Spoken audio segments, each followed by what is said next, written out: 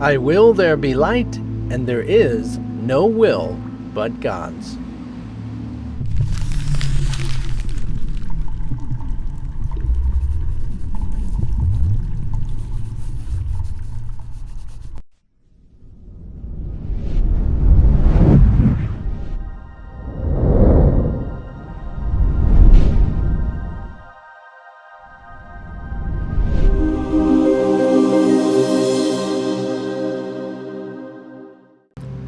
It's a wonderful matchup right here again. I will there be light, and there is no will but God's.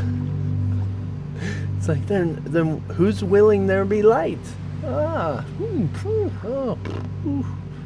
a pretty amazing thing to really get into it, and I know that we were getting pretty in depth in the actual lessons of these as well, but in the sense of, regardless of how you think of there as what it is referred to as light, if it's an understanding, or if it's energy, or if it's love, or it's beautiful things, or things noble and worthy and all this stuff, then yes, go for these things and seek these things, absolutely. But in the sense of thinking of it as understanding, or even just fullness of energy, I will there be light is choosing that understanding. You're choosing that wholeness. You're choosing that energy. You're choosing that love. You're choosing it. That's the big thing about it. You're choosing it. And what is choosing through you? Like, it's so easy to get caught up in A Course in Miracles, projecting your ideas of guilt and shame and fear onto it, that you think God's, something else. And that you're screwing it up. You're in this illusionary world. You're just doing problems after problems. You're just really a mistaken, crazy person. You're probably really some monkey in a rubber room. And you're just thinking... Anyway. It's like... God is quite literally experiencing the world through you. The Son of God is the experiencer, the perceiver of this reality and all realities. That the totality of what God is cannot experience anything because it's so full and complete. It is everything. So in that same way, the idea in which a son can be not whole, not complete, so that it can experience it. It can experience moving around in it. Just like a room doesn't really experience itself, it is itself.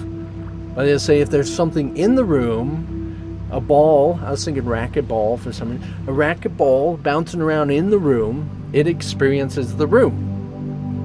But if that ball became the room, it would not experience it. Simply have things within it experiencing it. So this and what you are and what the Son of God is the totality of what is the experience of the totality. I said that backwards. You are the experiencer of it. So I will there be light is, and even I will there be separation, came from the will of God. There is no other will than God's. But it's so easy to misunderstand. Like, well, God didn't create a world like this, or God didn't choose that. God didn't, God's not a part of this. And you're misunderstanding again. It's like, with this world, and God did not create disaster. God did not create, even the Course, even lessons as we went through already, right? We think we're talking about a world. We think we're talking about disaster. It's like, even if this wholeness of the totality of what God is what it's really referring to, God, it can't really be present in the sense of choosing, say, where the ball bounces around in that room. The ball is making that decision. You, okay, for the metaphor of bouncing around the room. The room itself has no say in the matter because it is the room itself. Right? It's not the ball. But if it all is, even in and throughout, and everyone and everything is within it, is it, there can't be any decisions made that are not of it. So there's two different references about what, say, God is.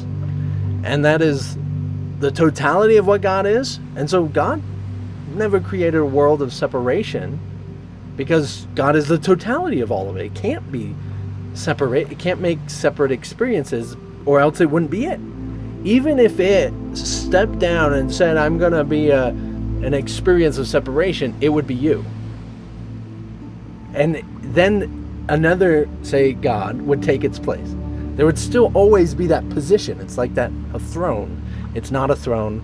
It's not a throne. Holy crap. But just like a throne, the idea, metaphorically speaking, is that someone will be sitting in it all the time. It's okay? Even if God got down and experienced the world, there would be another God in the throne. Okay? It's not a separate identity. It's not a God as a body. It's not a throne. Make that clear. Metaphorically speaking, that it's the position. Okay? So you are one with God, but you're not in the position of the perspective of the totality of all that is. Okay? You are one with God in the perspective of the separation of everything. You're in this little perspective of separation. Okay? So you're on a different throne, a different chair, in which you're experiencing the same reality, in which is the throne, but a different perspective of it. It's the exact same thing. You're in the exact same place as the big throne and the little throne, all in the exact same place. They're in fact the same throne. If you didn't think you'd be confused enough. But it's different perspectives. It's just like looking from a different way. Experiencing the room as in bouncing around in it, and experiencing the room as in being the walls in which the room is.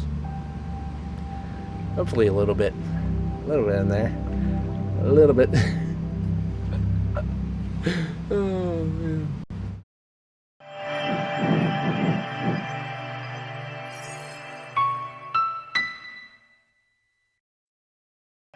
So, you want to understand, you will there be light, you will there to be understanding, you will there be truth, you will for the recognition of reality, you will for the enlightenment, the revelation, the salvation, you're willing for this. And what is willing this through you is what you are one with.